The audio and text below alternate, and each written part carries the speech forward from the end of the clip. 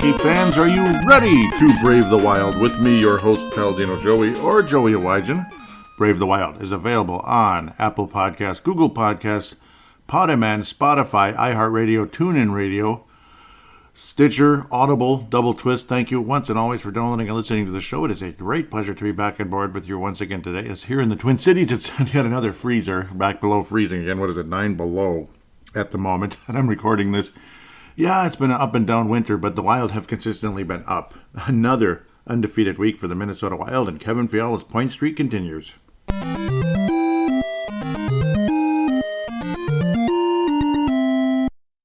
Doesn't get much better than this. Actually, it does. Yeah, let's do this in May and June. Then we can get super excited, because if the Wild are playing anything like this around that time, it's we'll be talking about parade routes and stuff like that. That'd be cool. That'd be the next concern rather than at the time. And then maybe after that we'll worry about the salary cap and who's staying and who's going. But at the same time, I guess we do have to kind of talk about that, especially during the season, because we can't help it. It's going to always be on our mind. Kevin Fiala, unbelievable hot streak. What a nice week. It was a 12-game point streak now, 9 goals, 7 assists during the course of that span.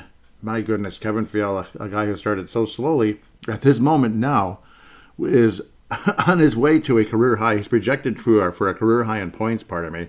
He has played in all 82 games. Not gone. Well, this is if he's played in all 41, pardon me.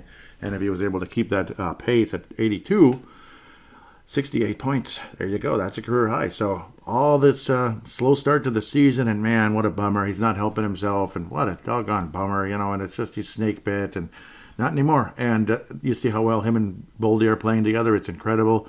And Kaprizov and Zuccarello continue to be unbelievable. He had Ensign Carter last night on TNT, the Chicago game, where the Wild went 5-0 on national television, talking about how those guys don't really need a number one center, Kaprizov and Zuccarello, because, well, they would have the puck less, and they wouldn't make as many plays, because look at their playmaking skills. It's just unbelievable the way they set up for themselves, for each other, pardon me, and for Ryan Hartman. That line just needs to be intact as long as possible. It's been fantastic. Ryan Hartman's still on pace for incredible goal totals. Thanks to that, the ESPN stats where you could get the projected numbers right out in front of you. Ryan Hartman, yeah, speaking of Ryan Hartman and Kirill Kaprizov finally passes Ryan Hartman in total goals on the season, which is kind of funny. He's now at 19. So it took a while, but it happened. It happened a little bit before Valentine's Day, Feb the 2nd. Ryan Hartman is on pace for 36 goals on the season, 66 total points. And yes, Kirill the Thrill is for real. 53 points in 40 games. We have never had anything like that. Never. Even 42 and 35 for Zuccarello. My goodness. Hello, career high. Projected totals for Kirill the Thrill. 106 points. He would be a plus 38 if things keep going as they are. 38 goals. 38 goals. I just said it. Yeah. Absolutely beautiful. Makes you feel like pure gold. I mean, it is just wonderful. You just hope and pray that this continues, and man, we just got to step out in faith and believe that this will continue. This is all for real, and just thank God for it in a big way. You saw Jordan Greenway ink a 3-year contract this week with the Minnesota Wild. 3 years, $3 million per, of course, $9 million for the total. What does this mean for Fiala and or Duhaime, as that'll be a continued conversation during the course of this show? That's kind of the question of the week, so to speak. The question of the week, the comparison of the week. That's what it is this week. The Greenway. What does it mean for the future? As it's making it a little more cloudy for some of those guys. The way Fiala's playing, I don't want him going anywhere. That grease line, that's a big reason why the deal happened. Obviously, the grease line is so good. They've been playing so well together, and Greenway's a part of it, obviously, with his size and his abilities, playmaking ability, as we've heard multiple times on multiple shows and from Bill Guerin himself, that Jordan Greenway did lead the Wild in assists last year, and yes, I remember that very well. So he does have playmaking ability, just doesn't score a whole lot, doesn't fight a whole lot. He will sometimes, but not all the time, just here and there. He's not like Foligno, guys like that. But that grease line, they still haven't given up a regular season goal while together. And during the entire season for about 180 minutes approximately. That's about where the number is now after the last couple of games here. MoneyPuck.com was the original website that talked about that, where people have showed that, and it's just unreal. They have not given up a regular season goal together. That's crazy, man. That's crazy. That's a good line. That's a really, really good line, and you don't really want to split that up. There's two lines on the Minnesota Wild you just don't want to split up whatsoever. And then there's another line, which is arguably the second line. There's two players on it, 2 out of 3, that you don't want to split up. Gaudreau is what he is. He's okay. He's okay. Wouldn't mind seeing him drop down to the fourth line and then replaced by a Damien. I just call him Damien Giroux? Claude Giroux. Damien Giroux. He can't even score in the AHL right now. With a Claude Giroux or somebody like that. That would be insane if that took place. The truth of the matter is somebody somewhere at some point will get traded. Obviously, there's going to probably be some type of move before the trade deadline coming up. And, of course, in the summer, people are going to be traded or, of course, lost via free agency or let go via free agency. Can't imagine Victor Rask returning, stuff like that. I'll try to get to the games briefly here. 3 games to review, 1 game to preview as we head into All-Star Weekend. 1 game to preview. So that's a little leeway for us a bit. Again, I don't want to babble too much in the game reviews, but 3-0 again. 3-0 again. Absolutely beautiful. Minnesota 3rd place in the Central, and of course several games in hand, which is always fun. We always got to talk about that. How many games in hand do we have versus Colorado? We have 5. We being the Wild, of course, are 2 points ahead of the Vegas Golden Knights with 5 games in hand. 2 points ahead of the Vegas Golden Knights with 5 games in hand. 5 games in hand versus Nashville, 1 point behind. Nashville's obviously been a hell of a story this year. We are only 1 point behind them with 5 games in hand. You just analyze that for a second. 9 points behind the Colorado Avalanche with 3 games in hand. But still, Colorado has the second best point total in the National Hockey League behind Florida with 69.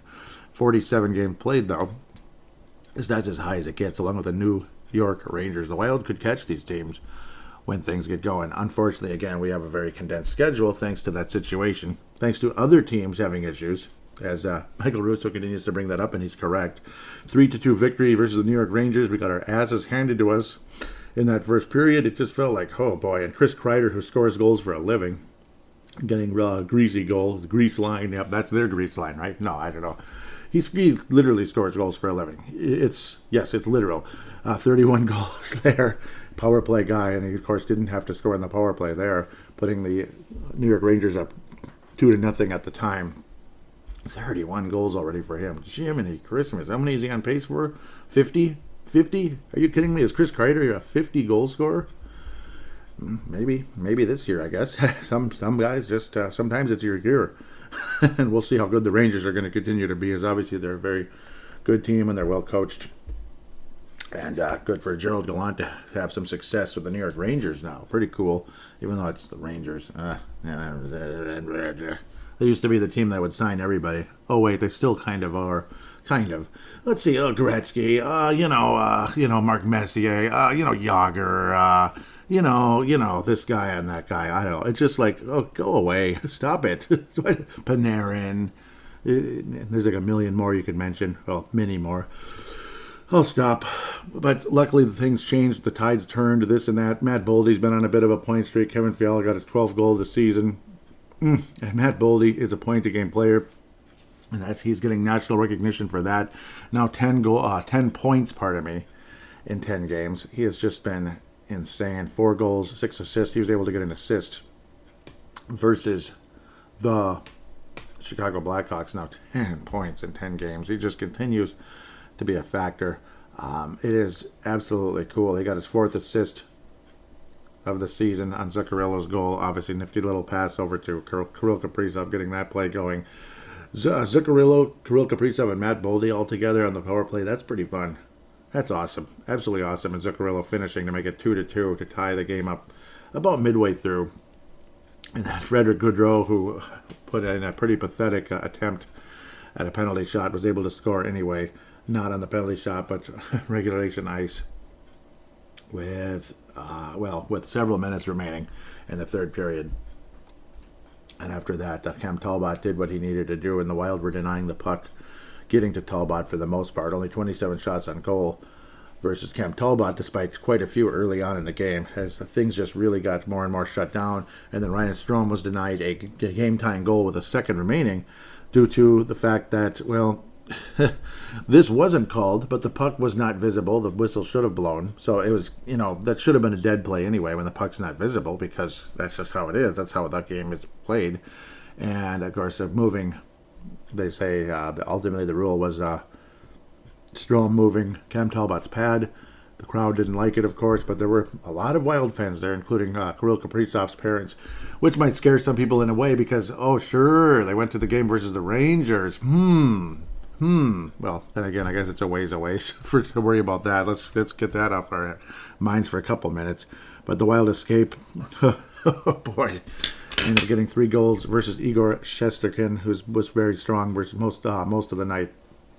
But Kaprizov continuing to rack up the points. Zuccarello continuing to rack up the points. Fiala continuing to rack up the points. A goal and an assist. He got that goal. He was able to break the dam, so to speak, midway through the game. Basically at the midpoint of the game. Both Fiala and Zuccarello changed everything there in a very, very short span. In about a minute and a half span. It felt so good. We beat the New York Rangers on the night that Lundqvist was retired. Pretty cool. Pretty impressive victory. Obviously, the team came out with a lot of spark, the team being the Rangers anyway. Tons and tons of spark, especially after being a part of that whole thing. And it was nice to see Zuccarello and Cam Talbot being there on that night. And maybe they set it up that way so those guys could be there, and I'm sure Lundqvist liked that very much. Cam Talbot was his backup, of course. Lundqvist, anyway. King Henry, pardon me.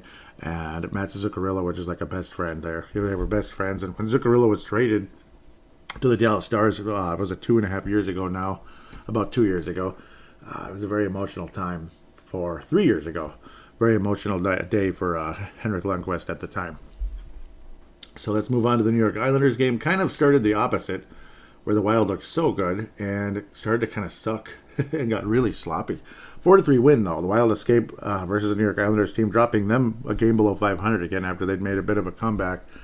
Matthew Boldy, another goal. Man, he is just his 4th goal of the season. I know, it's like it feels like it should be higher because wish he started the season here, but a broken ankle wouldn't allow that one to happen. And of course, you want him to kind of get his feet wet a little bit more in the AHL, where he was a point-to-game player. Comes to the NHL, he's a point-to-game player. All right, so a goal and an assist for Matt Boldy. And again, 10 points in 10 games. That is an all-time record for the Minnesota Wild, even passing guys like Kirill Kaprizov, of all people. Yeah. Mikko Koivu was the previous record holder, 8 points in 9 games for the fastest start to his NHL career. Kirill Kaprizov had 7 in 10, I believe, if it was correct. And now Boldy 10 in 10. Hopefully he can continue this. Wow. Really love what Matt Boldy has become with the Minnesota Wild. You could just see it coming the last year and a half or so as he started to really take off in college. And then just getting to the AHL and being a factor immediately. Because that doesn't always happen. I mean, look at guys like Bryce Misley. He struggled in the AHL. He was slow out of the gate, and then started to score a little bit in the ECHL and blah blah blah. But of course, Bryce Misley wasn't a first-round pick. But just saying, going from college to the minor league doesn't always pan out right away. It takes a little time. Boldy certainly has done that. Joel Eriksson, that nice greasy goal. We appreciate what he can do. Another 2-point game for him. Kirill Kaprizov, another 2-point game for him. Oh man, it just continues. Zuccarello actually had no points, and that's where his point streak was snapped at 10. Nice number though, obviously, because he had multiple points versus the New York Rangers. But again, the point streak, and of course he was going to score against his old team and against on a night when his buddy was retired and honored and all that. Yes, Zach Parise did play for the New York Islanders, but he factored 0 shots on goal. And I'm not going to try to kick him when he's down, because why would I do that? Only 12 minutes on ice, but it is what it is. It is what it is. And what more can you say? Kind of 3rd line, 4th line role there with the New York Islanders. It's a shame. It's a shame to see him drop off so much, but what can you do? I mean, there was no Fiala in this game. Joel Eriksson was the alternate captain, the replacement alternate captain, and he is the perfect choice for that. Obviously leads by example, and also has, there's definitely energy there too. He's not just like Mr. Super Quiet, hide in the corner. And my goodness, obviously his actions speak louder than his words, and that grease line just continues to be a huge factor. Jordan Greenway did not factor in any points in this one, and then the contract was announced after this. But well, I mean, the Wild were able to escape despite some really really sloppy play. I mean, the puck just kind of getting left out there. That's where the Islanders were able to get their third goal. The second goal, Brendan DeHame. What the heck? What the heck, Brendan DeHame? What happened? What happened, Brendan DeHame? Stumbling around. He was unimpeded and was just stumbling around in his skates like me. Like, say, me out there trying to skate. Think about that. Think about me trying to skate out there. Oh, okay. Oh, whoops. Oh, that sucks. Oh. Yeah, turnover and goal by the New York Islanders. Oh, man. And that was Ross Johnston. Ross Johnson with his first goal of the season, unassisted. Yes, it was assisted by Brendan DeHame for stumbling around and letting the New York Islanders get within a goal. Luckily, the Wild would never let the Islanders tie this game up at all. It was never tied except when it was 0-0, thankfully. Oh, but that was ugly. Oh, Brandon, come on, man. That was hard to watch. Kaprizov, another goal and an assist in the game. Felt so good. But, yep, Oliver Wahlstrom's goal was a power play goal. The Wild just kind of like, I don't know, they just kind of lost track of the puck. And the Isles were able to score. Capo Kakinen was a lot better in this game than, say, 3 goals given up, so to speak. He stopped 40 shots. And, obviously the Islanders played very well in this game, particularly in the second and third period. Brendan DeHame did score in the game. That's the whole funny part. And it's funny also how a lot of times when the Wild score now, it's like there isn't a whole lot of emotion. They're like, oh, we scored. Okay, good. It's like they're getting used to it or something. I hope it's not a complacency thing. But you don't see a whole lot of emotion on some of the goals. So some of them you do, some of them you don't. Like Zuccarello's goal versus Chicago. It's like, okay, yeah, that went in. And Brendan DeHame, it's almost like as if he's just kind of like, oh, I got lucky there. Poor Brendan DeHame. Obviously, again, he had a goal and an assist in the game, but the assist didn't count. It went to the New York Islanders. And we'll leave it at that. Sorry for jabbing you, Brendan. But hopefully that doesn't happen again. Ooh, that's on Shaqtin' a Fool if there was such a thing. If TNT brought Shaq over for hockey too, at least for a Shaqtin' a Fool segment, I think that one would be on there. It'd be a nominee at least. I mean, oofta, Shaqtin' a Fool. Yeah, those are for those of you wondering what the heck that might be, because maybe you absolutely never watched basketball on TNT or anywhere else. It's just bad, goofy plays that happened where it's like, okay, that was embarrassing. Stuff like that. Wild head into the break with a 5-0 shutout. Cam Talbot getting a little workout versus the Blackhawks, getting a little exercise, and getting a shutout, heading into the All-Star break. I don't like goalies going to the All-Star game, but hopefully Talbot can hold it, can hold his own there. As of course, it seems like every time Dubnyk went to the All-Star game, he'd come back just like frayed. It was like, damn it. Probably partially because he was in the net way too much, all the time in the Bruce Boudreau era and such. It was really frustrating, but that's just kind of how it is. He was in the net way too much. Mike Yeo or Bruce Boudreau, it almost didn't matter. He was just, he got overused, and then he got no All-Star break, and then he had a firing squad coming his way every damn night. Marc-Andre Fleury was given the goalpost a bit of a punishment during the night because every time somebody scores at Marc-Andre Fleury, he takes it personal. He just starts banging that stick as hard as he can. I'd be the same way. I get pissed off real easy, stuff like that. Matt Zuccarello, again, the goal he scored, he was just kind of like, oh, cool. All right. Yeah, that went in. Cool. But it was much prettier, though, the little give and go. And, of course, Kirill Kaprizov with the takeaway and the poke check there. Back check, getting the puck away. Not poke check, but back check. Getting the turnover, forcing the turnover, getting it over to Zuccarello. And then Zuccarello, it was kind of a give and go play. Just a nifty, unbelievable timed pass. And Kirill Kaprizov finished on the wrister with his 19th goal of the season to put the Wild up 3-0. For me, that was the highlight of the game overall. It was cool seeing Frederick Gaudreau score, and then Fiala getting yet another point. As again, he'd have a multi-point game. He had a breakaway to make it 4-0. And he finished where a lot of times earlier in the season he wouldn't finish on those. He put up a great move, and there'd be like the save of the century, and it just drove everybody crazy. But Fiala able to finish. Again, a nice feed, like lead pass from Matt Boldy. We always love what you get there. Nico Sturm, 8th goal of the season, and unfortunately he might be a trade factor, a trade possibility, trade chip going forward. I think I'm taking this a little too long, so I apologize because we got a lot of conversation to get to with fan interaction. It's getting pretty busy there, so I might have to shorten some of these game reviews as I get forward. The show is going to evolve as it always does, but it's still me. It's still similar conversation, this and that.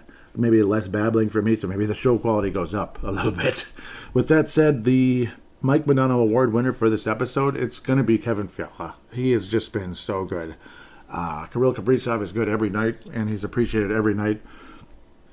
Sounds familiar with certain people in the workplace. Sometimes you get so good and so consistently good, you don't even get noticed, which is annoying, but let's just leave that where that is.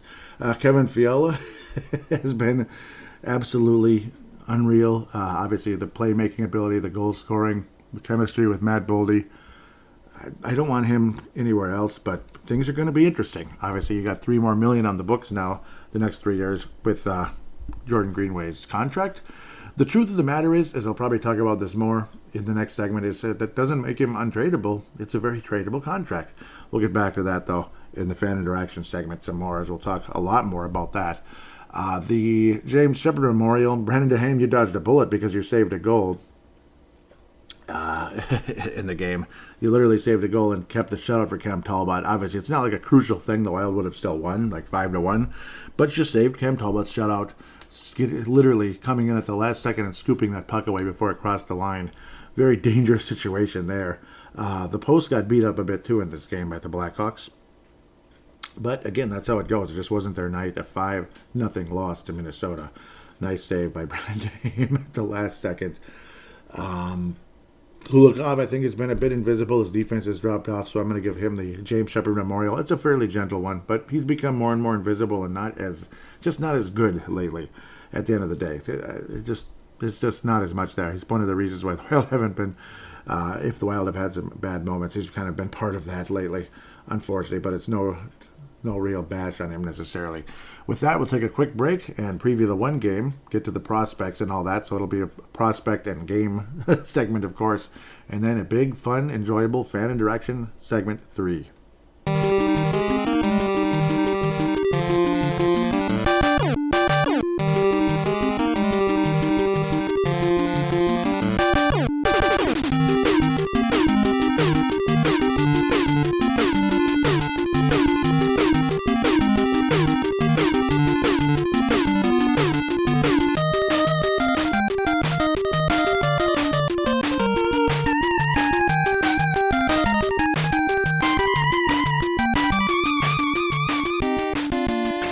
And we are back here on Brave the Wild, segment number 2, again previewing the Winnipeg Jets game after the All-Star break, and then the schedule gets extremely tight. It keeps feeling like, okay, next week it's going to get busy. Okay, it's next week. No, next week it is for real. First, before we get to the preview and the prospects, we're going to talk about Vig It application, VIG, and then IT. It's two separate words, of course. It's on Android and Apple devices. No surprise there. It is basically fantasy betting, so not real money wagering. Social media for sports bettors. You can post about your picks, see what others are saying about games. Vig It Betting Leagues, a month-long betting competition to see who the best sports bettor is over the course of a month. Free-to-play sportsbook, bet free coins, win real prizes. Betting stats, there's great information on the Vig It like line movement where the public is betting. Again, it is not real money wagering. And, of course, the referral is Paladinolive. That will support this show. Another way to support this show is to click on the link and sign up for Crypto.com. Crypto.com, if you want to get into crypto trading. Of course, it's not safe. Nothing's safe. The stock market isn't safe. Real estate isn't safe. Commodity trading isn't safe. Literally nothing is safe. But at the same time, it can be very lucrative and it can be very fun. I'm just saying how, just being honest with you, nothing's safe. Like, of course, real estate wasn't safe. Look at the subprime mortgage nonsense, but it can be safe. It can be safe, and it's like, again, if you gain some skill with it, and of course also learn to not just hang on to something when you're ahead. Go ahead and sell, and then you can't lose. You can't lose. So maybe you missed out on a little more, but you came out ahead rather than hanging on too long and blowing it away later on. That's kind of what's happened to me in the past with the stocks and such at times when I was learning. So with that said, I'll shut up now and get to where I need to be with the Winnipeg Jets. Winnipeg Jets, who the heck are they? We haven't played them since October 2019. 2019. October 2019. That is the darndest thing I've ever heard. It felt like we played the Jets every other day for a while there, for years. Like, oh, it's not the Jets again. I'm sick of these guys. And their annoying fan base, too. Sick of them. Go away. Well, I'm welcoming them back. Paul Stastny, 20 points in 31 games. Always gets being banged up with the way he plays. Andrew Kopp, 28 points. Kyle Connor is leading the club in scoring. 49 points in 42 games. 25 goals on the season. That's pretty good. 4 power play goals, though. He's not leading in that category. It's Pierre-Luc Dubois, who's got 9 power play goals. Half of his goals have been on the power play. That's pretty good. 10 assists for Kyle Connor, though, on the PP. On the PP. The PP. Okay, I'll shut up now. That's kind of stupid. Goaltending, well, it's still my guy, Connor Hellebuck. Yep, and he's not having a hell of a season, really. It sucks. 2.9 goals against average. 91 save percentage, so he has his really good games, and then he has his meh games, basically. 2 shutouts, like if I didn't mention that already. The save percentage isn't that bad. It's kind of it's like a B minus or C plus. 91%. That's okay. Goals against average is like a D plus. That's almost 3 goals a game. What's going on, man? What's going on? That sucks. But it happens. I guess it's like a C, not a D plus. Just a flat out C. They are 1. Them being the Jets. Winnipeg Jets are 1-4 in their last 5. Their only victory was versus the St. Louis Blues on the road. Okay. Well, that's a pretty rough schedule, though. And they got their asses handed to them in every game, except for St. Louis. Kept the Blues to only 1 goal, 4-1 victory on the 29th of Jan, but that's the second most recent game. Losing in Pittsburgh 3-2, getting beat at home versus Florida 5-3. Vancouver 5-1. Look at the goals given up. Jeez, that's heavy. This is heavy, Doc. And then, of course, getting the victory versus St. Louis and losing to Philadelphia, who had lost like a lot of games, like 13-14 or something like that. On Feb the 1st, they lost to Philly. It's in Philadelphia, but I don't know. Chuck, you are bleeped. Chuck Fletcher and Mike Yeo and what was the other guy's name? John Torchetti, who replaced Mike Yeo when Mike Yeo was fired as he came up as an interim. Yeah, he was coaching the Iowa Wild at the time, if I remember correctly. Him being John Torchetti. Okay. Yeah. And they did sign Nate Prosser. His last game was with the Philadelphia Flyers. Nate Prosser, which is kind of cool, kind of funny. You'll also notice the logo has changed again. I should mention this. I didn't mention this earlier. The logo for Brave the Wild, now that I'm going off in a different tangent. This is the complete logo. It looks so much better. The green, yep, you kept the big tough guy. The whole theme was there. Now you got the green background and the trees and the sun. Oh, it is... Oh, Pavel Bennett, you are a star. I hope you're listening from Czechia. You are a stud. What an awesome logo. Thank you so much. Obviously, it was a nice start with the white one, but it's like I didn't like the white background, and it just felt like there could be a teeny bit more. And then when he came up with that dark green logo, the forest green logo for the Young Guns, it started out as a cool look with the white background, and then he had the dark green look with that one, and I was like, oh my God, hey, Pavel, is there any chance in a million you could do that for this logo? And he did, and my goodness, so you're seeing it now on all of your devices. As that changed during the course of this week, it kind of slowly bled out to the different different apps on your for podcast listening. I believe it's on everything now, even Google Podcasts. It took the longest to get to that one for some reason, but let me know what you think, just in case. The Wild should be able to beat this Winnipeg team. Most recently, we'd been playing so well against them, and we're off to a good start. But we have played the Jets this season. It's just we haven't been in Winnipeg since the 19th. That's where I'm kind of messing up a little bit there. We haven't played in Winnipeg since October 19th. We did play them this season in National Energy Center, 6-5 and 7-1. Holy moly.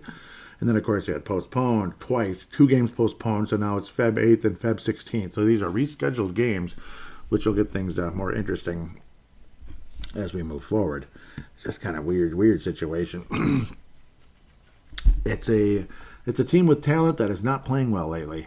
They just haven't been playing well at all. They're 18-17. They're kind of the New York Islanders of the Western Conference, I guess. They, in a sense, a team that should be playing better, but it hasn't been.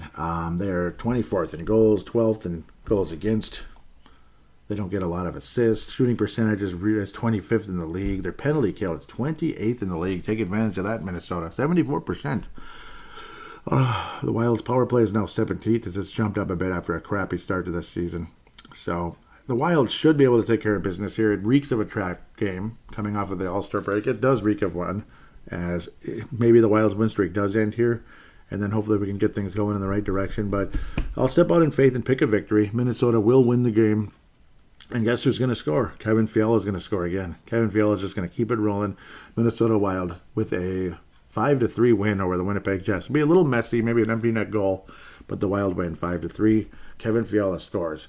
With that, let's jump into the prospects for the sake of time and such. Matt Boldy is a prospect. 10 points already in 10 games in the NHL. It's just, doesn't that feel good?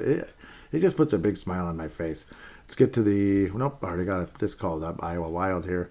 Marco Rossi continues to lead that team in scoring. Now 32 points in 30 games as he continues to step it up in a big way. Their schedule is so all over the place. You keep like, oh man, they're going to play on Friday. And then they play like two or three games in a row basically around the weekend. And then it's like 5 days with no game. It drives me nuts. It's a weird, irregular schedule for the Iowa Wild, but Marco Rossi continues to lead that club in scoring, now more than a point a game. Mason Shaw's been getting hotter and hotter, now 26 points on the season. Kyle Rao, who's always kind of that quad A guy who gets called up here and there. Obviously, he's had his moments, but unfortunately, it's mostly in the AHL. And yeah, it's Joe Grammarosa keeps stepping up a little bit. Adam Beckman. Grammarosa is obviously not a prospect. He's 28. He's one of those career minor leaguers who can get a cup of coffee like this. There, I made a little loud noise with it in the NHL. Halen Addison, obviously the Wild need to make space for him. I think he's NHL ready. It's time. He's still very young, though, which is good. That's a good thing. He turns 22 on April 11th. So 22. Still got his whole life ahead of him, as does Adam Beckman. February. I keep calling everything February. May the 10th. Adam Beckman turns 21, and he's got 21 points in 34 games on the season. Definitely has playmaking skills. As you remember, his first NHL point was a very nice pass from behind the net in a big moment much earlier in the season. Beckman can play in the NHL, and they're definitely playing the AHL. He's not like lighting it up or anything, but he looks like a guy who's just going to keep getting better and better and better. Sweeney, of course, had the red-hot start and has slowed down dramatically since. 23 years of age. In his case, Joe Hickett was on fire too for a while. He slowed down a bit, unfortunately for him. But yeah, Mason Shaw's been on fire. Obviously, he had that hat trick. Was it 2 weeks ago now? And he's still been putting points on the board, multi-point games, at least consistent point streaks and such. He's been good, and he's only 22 years of age. It feels like he's been in the organization for about 4 years, and I think he has. That's the funny part. Because, yes, that was Chuck Fletcher's last draft with Ivan Lodney and all that. But Mason Shaw clearly looks like the best player out of that group. I don't think there's any doubt. Goaltending. Zane McIntyre's been the main guy, and he's got a pretty good goals against average. He's been strong, 2.45 goals against average now with a winning record of 5-4, as they have been obviously giving up less and less goals the past few weeks, them being the Iowa Wild. It's been a good thing, and so is and it's funny how right when Hunter Jones left and such, the Iowa Heartlanders have certainly played better. It's funny. It's funny. Bryce Misley, he's been so quiet. He did finally score a goal last week. Finally got his first goal. And, he did get it this week. It was this week. Yep, in the 6-1 win. He finally got his first goal in the AHL. He's played 9 games. And finally has 1 point. It was a goal. That's what it was. And it put the Wild up, the Iowa Wild anyway, up 4-0 in the first period. Damien Giroux with a rare point. And Bryce Gervais with his second assist. A bunch of guys who haven't been putting up points. But congratulations, Bryce Misley. Finally getting something on the board. He's been in the bottom 6, of course, as Damien Giroux and such. Last year, Giroux was way up there. Like top line, second line, scoring situations and such, power play situations. He's just dropped off the face of the earth this year, and it's heartbreaking. 6 points in 35 games, 4 assists. Ugh. Yeah, but Misley finally scored a goal. They've been trying to get him closer and closer to being an AHL player. Man, I'm glad they've been sticking with him, haven't given up on him or sent him down to the ECHL again. Keep it going, Bryce. I want to see you succeed. I really do. 21 years of age. Turns 22 in September. Same birthday as my old friend Marcus. September the 5th. Cool. Cool.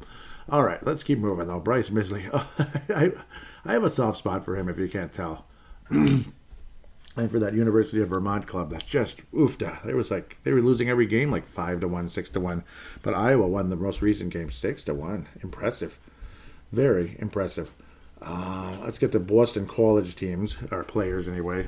Marshall Warren now 14 points in 25 games. It's a career high. And that's good. He finally got a career high in college. His first 2 seasons, he got 11 points each. But last year was definitely at a much higher pace than his freshman year, him being your friend Marshall Warren. Nikita Nesterenko, Boston College, right about at the same pace as last year. Plus minus is a little lower. Penalty minutes are higher, but pretty much the same thing. 19 points in 25 games so far. Not standing out that much, but he'll have flashes, but not wowing anybody in a big way. Vladislav Firstov, he's been mediocre, I think, slightly above average for the University of Connecticut. He has not improved, as far as I'm concerned. He's not improved, and I don't know. He's had injuries off and on, but at least he's been playing more lately. 7 goals, 7 assists in 22 games. So kind of like at a 2/3 of a goal a game, that type of thing. Yeah, that type of a pace for him.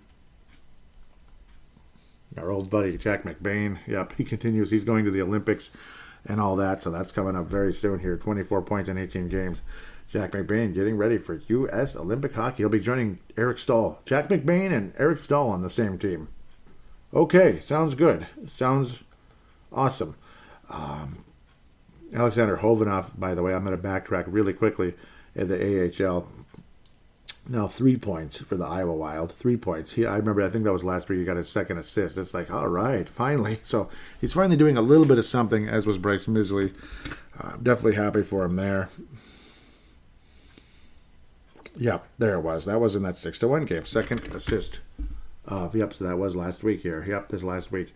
Second assist on the season for him. Backtracking, because it's like, obviously he's still important as far as I'm concerned. Sam Henches, I like to call him Henches because that's what the name of the vice president of operations was at Boston Scientific. Over a point a game, 13 points, 11 games. He will play in the Olympics as well. Awesome to see, and obviously very productive. Missed a ton of games this year, only 11 on the season, but over a point a game, having a really nice senior season for St. Cloud State University. Congratulations, Sam Henches, on a solid senior season despite missing time, which is a bummer. Pavel Novak, wow, dominating. 43 points in 33 games for the Kelowna Rockets. Obviously, it's kind of a Kirill Kaprizov numbers, basically, in the WHL. Good for him. Could be on pace for a 100-point season, possibly, but he did miss some time as well. And, of course, Canada in general was missing time because their rules are really strict. We'll leave that where it is. 31 games for Damon Hunt thus far in the WHL, 23 points for him. Was at a much higher pace earlier in the season, but when he flashes, he really does. Ryan O'Rourke, almost a point a game as a defenseman for the Sioux Greyhounds in the OHL. Really love what's happening there. This has got to be his final season in the OHL. Time for him to make the jump to the AHL at the very least. Ryan O'Rourke is probably going to be wonderful, as he was good in the AHL last year when, of course, the OHL was unavailable with Canadian restrictions last season. The ultra strict deal there, and it is what it is. Nothing we can do about it. But awesome season for Ryan O'Rourke. It's captain after captain after captain. Damon Hunt, Ryan O'Rourke, Marek Huznadinov still stuck at 12 points for St. Petersburg. Let's just move on. Rossi, of course, again doing great in Iowa. Jasper Wallstedt, he's been wonderful as well. 1.95 goals against average. He's 11-9 in the season. About 92% save percentage. He's, of course, pretty much an untradeable prospect, I would think.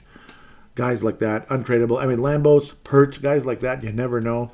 But of the main prospects like Wallstedt, Rossi, Boldy, you just do not want to trade them. Some of these guys you might have to, because there might not be a spot for them. You're going to have to make a decision on who you're willing to move and who you're not willing to move. That's where the conversation could take place, as the Wild may have to shuffle the roster around due to cap situation, and of course, trying to make a push here. to try to make a push during this season, at least when you don't have massive cap issues. Because, of course, a lot of these guys, when they turn pro, will be on the rookie scale. So it'll be, cap-wise, it'll be okay to have them on the roster. It's just you might have to move somebody out of the way at the same time. So it's going to be super duper interesting in the next 2 years here how things go. Carson Lambos finally got his 22nd point. Good for him. 22 points in 21 games. I think getting something going a little bit there. 7 goals, 15 assists for the Winnipeg Ice. Carson Lambos. I believe he's skating for Canada, if I remember correctly. Jack Pert. He's dropped off a bit. He's still stuck at 14 points. He's played a game since that, but no points last weekend for St. Cloud State. But Jack Pert, obviously, wonderful, wonderful freshman season for St. Cloud. Almost a point a game, power play type of defenseman for that club. St. Cloud State, like I already mentioned. Cadian Banker, the Canadian from British Columbia. Yeah, I know, I'm goofy. Western Hockey League, of course. 40 points, or 40 games. 14 goals, 36 total points for him thus far. Kyle Masters, 11 points in 43 games, only 2 goals thus far in the season, but he's a plus 27. I talk about that all the time. Obviously, he's been fantastic. The Red Deer Rebels have been fantastic as well. For him to be a plus 27, obviously things are going pretty well. And he's part of it. He's definitely part of it, being an NHL prospect, 4th-round pick from Edmonton, Alberta. Kyle Masters, Josh Pilar still hasn't played for the Saskatoon Blades. Am I going crazy or what? He still hasn't played for the Blades. Come on, Saskatoon, let's go. Judd Zulgad, take it away. Play the games! Okay, yeah, that's Judd Zulgad. I had to imitate it. I should have saved that. I wish I did. 6 points for Nate Benoit. 6 points, I believe. Yep, that's his 5th assist now this past week. Nate Benoit. A point-a-week streak. Point-a-week streak. Rolls right off your tongue from Bow, New Hampshire. 6 points for the Tri-City Storm of the U.S. Hockey League. All right, Nate. It's kind of like years ago, Jacob Golden. Yep, I had fun keeping up with him. How he was really kind of slow out of the gate. And then he started producing points. He went from 7 points to 27 the next year. I was like, okay, wow, good job, Jacob Golden. And now he's playing for McGill University. 2 points in 7 games for Jacob Golden, going back to the 2017 draft. 2017, with Chuck Fletcher still in charge, I believe. It had to be, right? Nope. Yes, it was. That was the final draft for Chuck Fletcher, the Mason Shaw draft. Mason Shaw and Bryce Misley. Ivan Lodnia. I remember I always got a kick looking at what he's been doing. Chicago Wolves, 2 points. 2 points in 17 games. Ivan Lodnia, I don't know, man. Whew, that's a whiff. That is a whiff of a draft pick. So let me tell you, he isn't doing jack squat. I'd rather have Bryce Misley. Seriously, I would, because he's younger. You just never know. Oh, Lord. Wow. Well, with that, we'll take a quick break, and we will get into fan interaction. We got the salary cap, all that cool stuff, the Twitter account, all ready to rock and roll.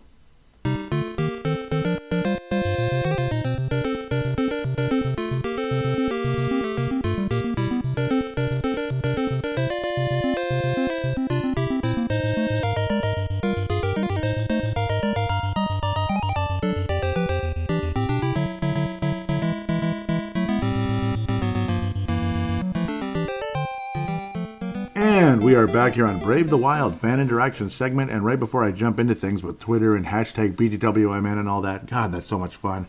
A lot of Minnesota Wild podcasts now are joining together with the Soda Pod on their feed, as we're going to put little clips of our shows on. So basically, we're going to take little cuts of our shows and kind of send them to the Soda Pod, and they're going to kind of piece it all together. So that way, we all kind of get exposure for each other, because then SodaPod creates the file, they put it on their feed, and then they encourage us to put it in our feeds as well. So expect that to happen starting this week, either tomorrow or tonight, possibly, maybe even right now, as I'm posting the show. I'm not sure exactly when they've sent it out, but yeah, because they say Thursday or Friday, put it in your feed. I might do it tonight, possibly, just to kind of let this show bleed out first, just to be fair, and all that. So that way we all get exposure, I guess. It kind of helps us all kind of expose each other. Like, okay, it's Brave the Wild. It's the Soda Pod. It's Sound the Foghorn. It's this show, it's that show. So it's going to be kind of cool. It's a cool idea, and I agreed to join on board. Why not? So I'll take little tiny clips out of the last week's episode and put it in there, and off we go. So it's a fun way to do it, and it has to be last week's because I have to listen back to the show to see what I want to actually put in. So just for the sake of quality and such, I want to actually choose something decent that either fits what's going on or might be entertaining or whatever the heck. So let's get to that Facebook page. And of course there was the, we'll call it the Rough Draft logo for Brave the Wild, the new Rough Draft logo where it was just the big guy with the Wild logo on the white t-shirt, kind of doing the Superman pose with the hockey stick. Now he's shrunk down a little bit, moved over, and you got the sun in the background and the nice dark green look. So that's going to be the new logo you're going to see now. And of course the Minnesota Wild logo is taken off the shirt, and it's the state of Minnesota instead, because there's got to be something against that, because there isn't a single other podcast out there with the Wild logo on it. And Brave the Wild's original logo, which stuck around for about 14 years, miraculously, was basically nothing but the Minnesota Wild logo, which I think is an issue. I could get myself in trouble with that, I gotta believe. So I'll get moving now. Let's get to where we need to be. At Brave the Wild. Do give that a follow, and those of you that have, thank you. Thank you so much. I appreciate it in a huge way. Something is okay, tagged each on here so he can let you know when the episode gets uploaded to the folder for you. Okay, thank you. That's again, State of Hoppy. That would be Scott, of course. Yes, he likes to go to he likes to bring up different breweries and try different beers and talk about them on there. And I got introduced to some good stuff that way. So always thank you, Hoppy. And Isha, of course, is from Vancouver, British Columbia. Vancouver Island. Let's get to where we need to be. Derek Felska says, got a Minnesota Wild question on your mind? And of course, Derek Felska writes for Crease and Assist, at Crease and Assist. That is his blog. It is on Sports Daily. And again, Crease and Assist, he's been doing it for many years. Of course, it used to be called the State of Hockey, and then the Wild gave him a hard time, and he changed it to Crease and Assist, like cease and desist, so he turned it into that to make fun of the Minnesota Wild with their cease and desist demands. Derek Felska gets things going. He lives in western Wisconsin. He's a teacher there, but of course, he's very much 100% Minnesota born and a Minnesota guy, Minnesota fan, and all that. He says, our 3-year extensions to Merrill and Greenway, are the 3-year extensions to Merrill and Greenway going to force the team to make additional painful choices beside the fact the number 11 and 20 buyout crunch starts next season? Are they absorbing needed cap space to sign unrestricted free agents and restricted free agents next year? A little bit. A little bit. There must be some kind of plan. Obviously, he's got to have some kind of plan. If he was him being Bill Guerin, he was willing to do that. Because Jordan Greenway is going from 2.1 to 3. So basically, it's a $900,000 increase. So instead of just saying bye-bye Greenway and then saving 2.1, you increased by $900K. It's not the biggest increase in the world. Rat's $4 million is coming off the book. Kevin Fiala's, however you look at it, his 5.1 is coming off the book. So you do look at it that way. That 5.1 is coming off the book. So if you're going to resign him to $7 million, you're increasing the overall cap hit by 2, of course, rather than just 7 getting added. That's one positive way to look at it. Nico Sturm, if it's more like the roster spot than cap space for him, as he's an unrestricted free agent, because I knew I was going to get into this, so I made sure this was pulled up and ready to go. 7.25, $725K, and he's an unrestricted free agent, of course, because he's 26 already. Interesting situation. Alex Goligoski, maybe you just let him go, or unless he wants to sign for very cheap, like $2 million a year or something, 2 years, $2 million or something like that. You might end up having to let him go, which would be possibly a painful loss. Jordy Ben, I think there's very little chance he comes back, but I guess maybe. But I think there's enough defensemen in the grapevine that could deserve to at least be part of that 7 defenseman deal. Dumba, obviously, he's an unrestricted free agent after next season, and a lot of people see him as possible trade bait. It's just, again, he's got that A on his chest. It's a permanent one. It's not temporary. Well, permanent until he gets traded or leaves as a free agent anyway. But or he does play the rest of his career here. Who knows? They love him. The players love him. Some of the fans love him, not everybody. He's obviously a valuable piece in the locker room. He does have that dumb bomb, the powerful shot as they call it. Is he an integral part of the team? I don't think he's that great. Obviously it's like a personality thing. So that's a tough situation, obviously. I'd rather have Fiala than Dumba. If I have to make a choice, I'd rather have Fiala than Dumba, and I think there is an incredible amount of depth with defense in the grapevine. For goal scorers, they don't grow on trees, man. And that's why I keep coming back to keep Fiala versus Matt Dumba. Goal scorers like Kevin Fiala do not grow on trees. They just don't. Obviously, the skating ability and all that, and I think he's becoming more and more of a leader than people might want to believe. Bugle's most likely gone. He almost has to be now. Obviously, make space for the team and all that. 900K is not going to save anybody, but when you add it all together, it eventually does. And Connor DeWeer is here to stay, I got to think, for a while at a cheap deal. I don't see Connor DeWeer ever demanding a huge amount of money unless he really surprises people here. Unfortunately, after next season, not this season, but next season, Matt Boldy's already a RFA, so at least he's not anything beyond that. DeHame is a RFA with arbitration eligible. So here I go going forever on this question, but because, hey, once you bring up the cap, I figured I got to talk about this. It's a huge piece of things here, and I still got more to go. I'll keep moving. I'll come back to that shortly. But it is interesting stuff to talk about. It really is. So, Kakinen, okay, yep. Derek kind of continues the restricted free agent conversation. Kakinen and DeWeer are restricted free agents this summer, and Sturm, Jordy Ben, Victor, Rask are all set to be UFAs. Which two do you keep? Which would you let go or trade if possible? Kakinen and DeWeer keep. The others are gone, I think. And I hate saying it because I love Sturm.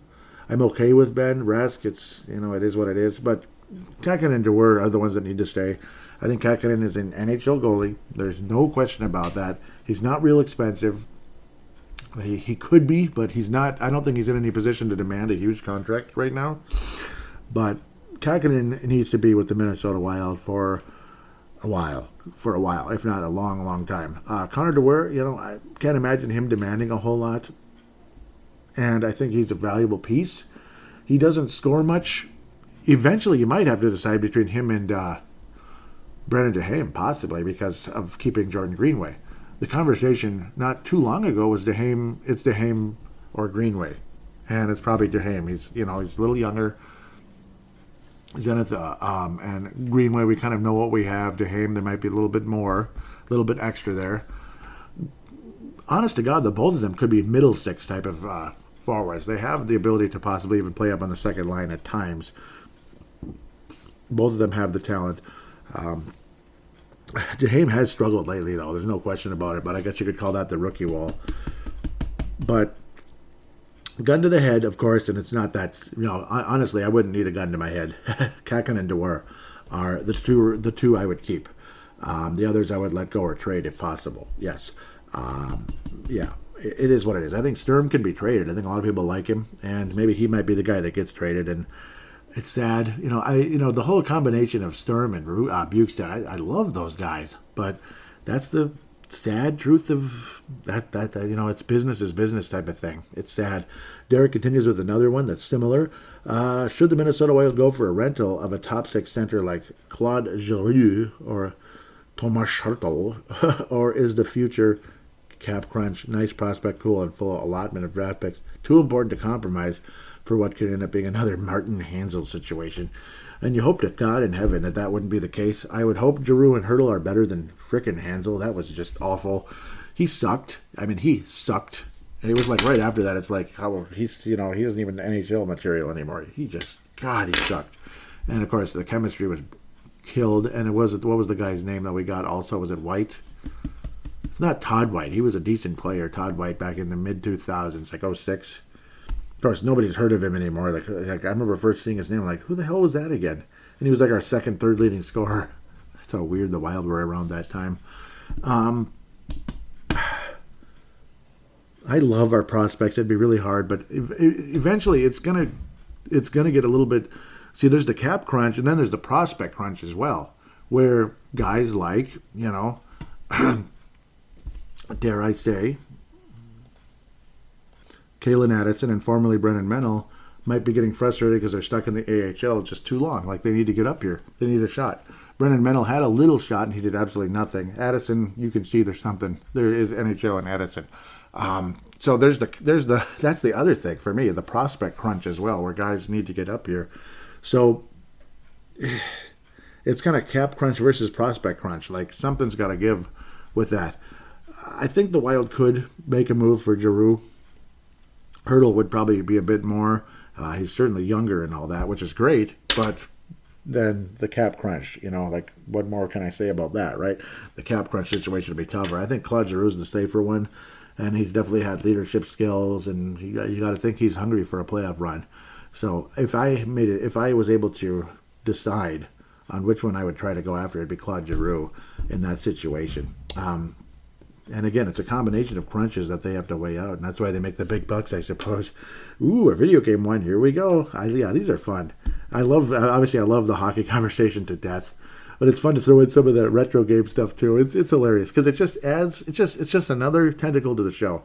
Derek Felska, the release of E.T., the extraterrestrial for the Atari 2600, is said to have been a reason for the video game crash of the 1980s. Yep, the 1983 infamous video game crash, which Minnesota Wild draft pick was their version of EP that caused long period mediocrity. What an awesome question. See, now that is cool. The ET crash for the Minnesota Wild. That might be Benoit Pouliot. It might be. Otherwise, oh man, there's a couple you could consider that. Let's back up here. Let's go down back in the day. I'm glad I always have this pulled up anyway because that's how I can look at prospects. I mean, A.J. Thielen he even got kicked off Michigan State. He was so bad. They just kicked him off. Think about that. It's nobody in the first 3 years because, they had Koivu, you had Gaborik, Koivu, Pierre-Marc Richard, and yes, Koivu is a debatable figure at times. Other people think he's a legend. I don't. You go from Gaborik, Koivu, Pierre-Marc Richard, Brent Burns. Okay, Burns ended up being a legend, like a Hall of Fame type of player with the Sharks. He's the David Ortiz of the Wild. So in a way, that's an ET in terms of he's the David Ortiz. He's the one that got away. Maybe not quite David Ortiz though. He's got a couple cups to win to get there. Him being Burns, AJ Thielen definitely set things in motion because we got nothing out of that draft. Like Ryan Jones played for a different team. Was it Edmonton for a few years? He was meh. Clayton Stoner was a very mediocre defenseman. Anton Hudobin ended up going on a cup final run with the Dallas Stars, not us. Played a couple games with us, was okay. Benoit Pouliot, in a lot of ways, I think, is that guy. I think he was the Atari 2600 because 4th overall pick. And, of course, James Shepard, 9th. And there's a reason why his name is on the most disappointing player of the week. You could even call it the Benoit Pouliot because he couldn't skate. And that kind of set things in motion into the mid-2000s and beyond as you had a 4th overall freaking pick in 2005. And obviously Carey Price. So Carey Price would have been the next guy in that draft. He was pretty good. Anze freaking Kopitar or Carey Price. Make your pick there. You have a franchise center who won multiple cups with the LA Kings, and he's still good. He's still good. Carey Price. An excellent goaltender, franchise goaltender forever. And unfortunately, he had injuries at times, but still, just those two guys right there. That's your Atari. Your ET is Benoit Pouliot. Benoit Pouliot is the ET. So, long story longer, that's the one that caused the crash because you could have had Anze Kopitar, franchise #1 center, or a franchise #1 goalie. Instead, you took Benoit Pouliot, who at best was a third-line center forward for the Edmonton Oilers, not the Wild. Next, Derek says, looking at the Minnesota Wild organization from its current lineup to its prospect pool, besides the top 6 center, what position or player type do you feel is the greatest area of need? In other words, if you're Judd Brackett, what type of player are you looking for? So is this going into the draft? Top 6 center, what position do I feel isn't needed? Well, that kind of covers it. Obviously, you got the goalie of the future, and you have other prospect goalies that could be something, maybe. That Hunter Jones, You still have Kakinen. So I think goalie, I think you're okay at goalie. I mean, it wouldn't kill them to take one more just in case. Center, I mean, I think that's pretty much what it is.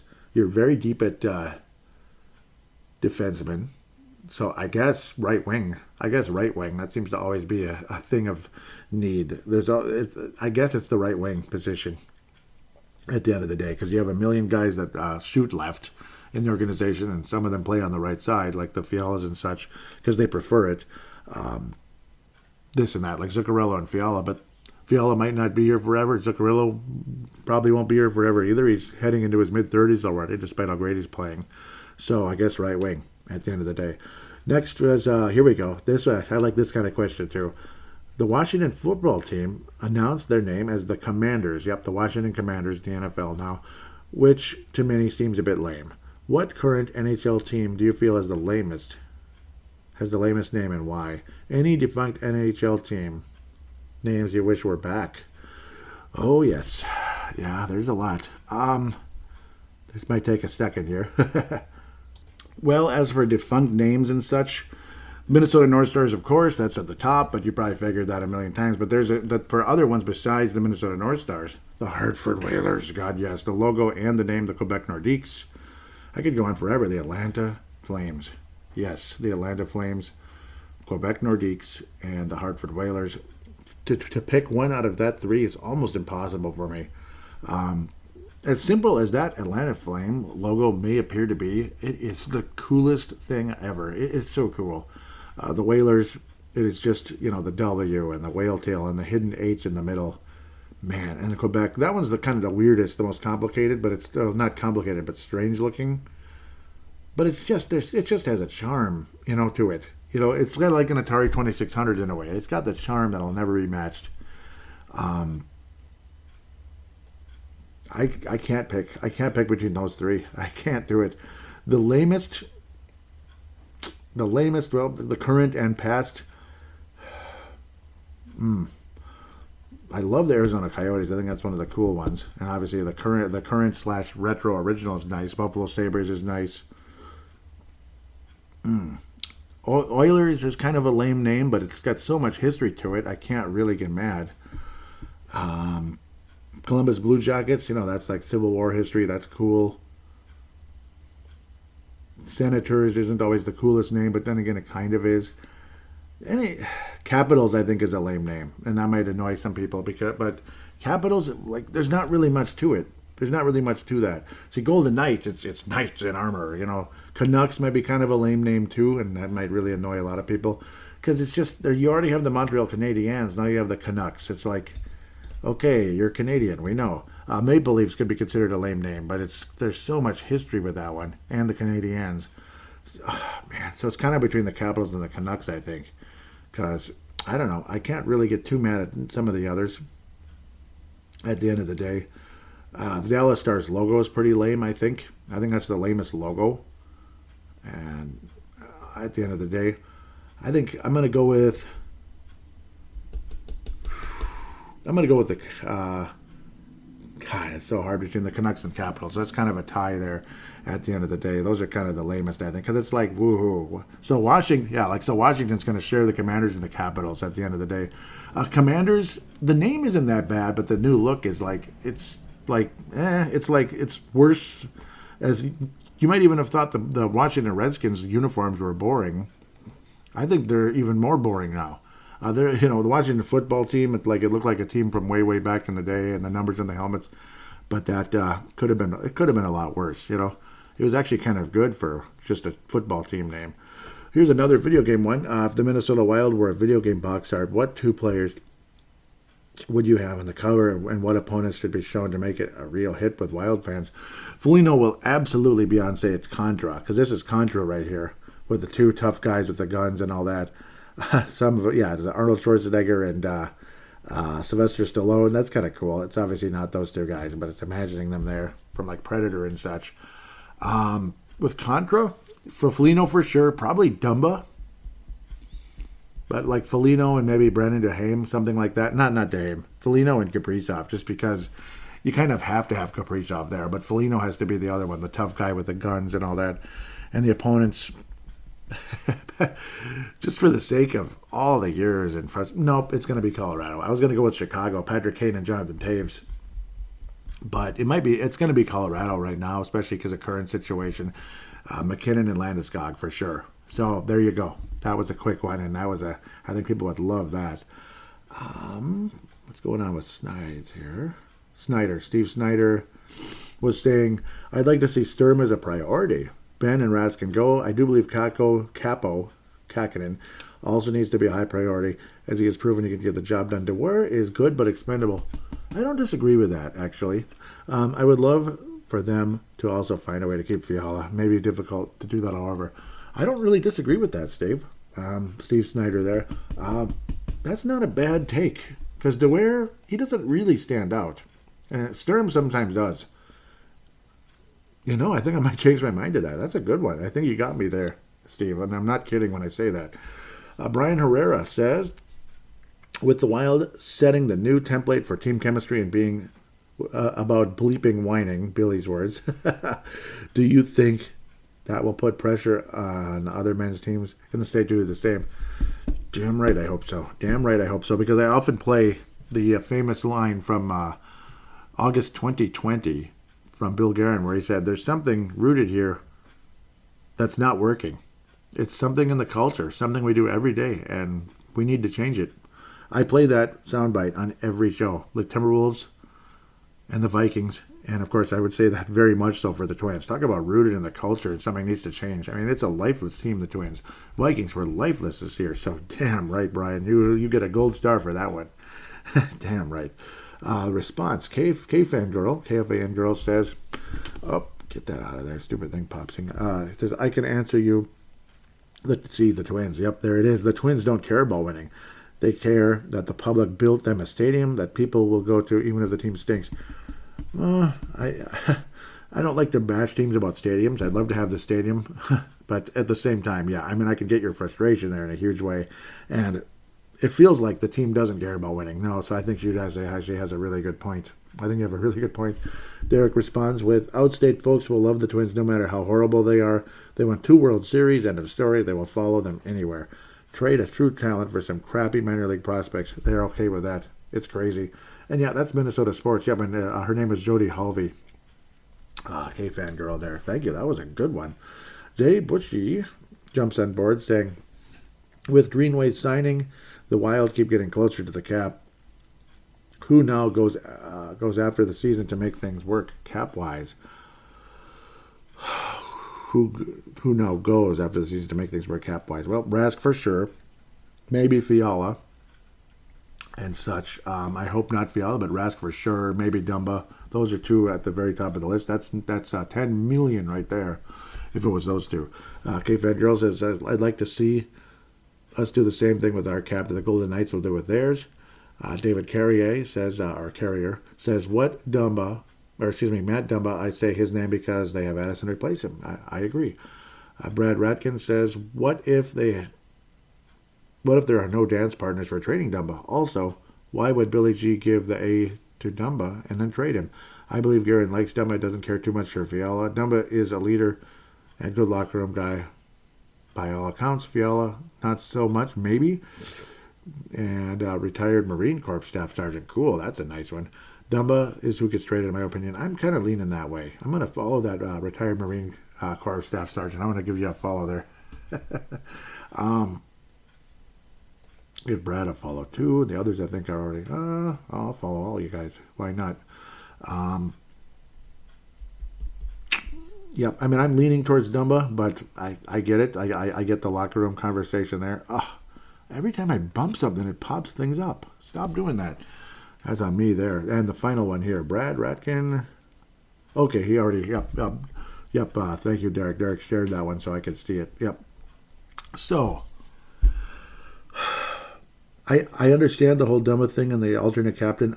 I think Fiala has improved with leadership and all that in the locker room. I think he's improved quite a bit. I don't think he's really I never thought he was like a negative in the locker room.